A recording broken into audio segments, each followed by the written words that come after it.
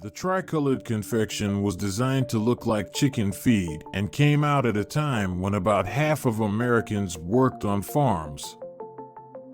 Whether you like it, hate it, or just use it to decorate, you probably think of candy corn as a Halloween treat. But in the beginning, it was associated more with chickens than the spooky holiday. Candy corn's origins are a little iffy, but it seems to have come out around the 1880s, a time when candy companies were mixing up slurries of mellow cream and moulding the confection into the shape of pumpkins, chestnuts, turnips, and other agricultural products.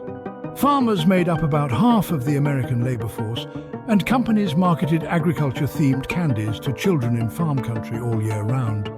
Enter candy corn, which featured the innovation of 3 hand-layered colors.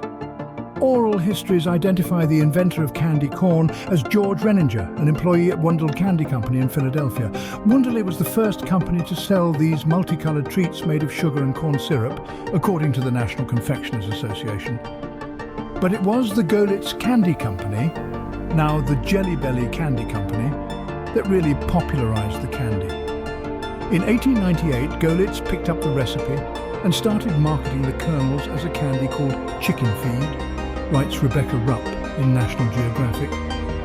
That's because before World War I, most Americans didn't really think of corn as people food. There were no sweet hybrids in those days, writes Samira Kawash, author of Candy, A Century of Panic and Pleasure, in The Atlantic. Corn was coarse and cheap and not very tasty, good food for pigs and chickens.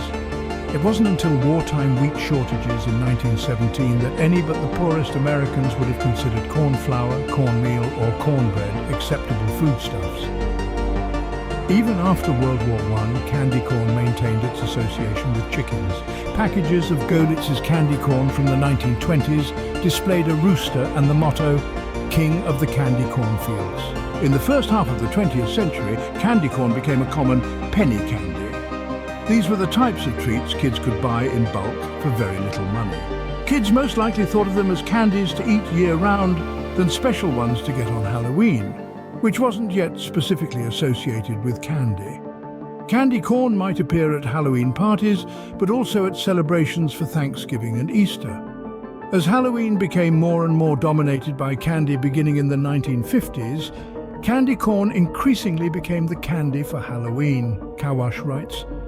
There was a dramatic spike in October advertising of candy corn beginning in the 1950s. Other kinds of candy were advertised for Halloween too, but they were advertised just as heavily during the rest of the year. Today, while it's easy to find candy corn year-round, the National Confectioners Association estimates more than £35 million of the candy are sold every year. It's most prominent in October when, on the 30th, National Candy Corn Day honors the original chicken feed treat.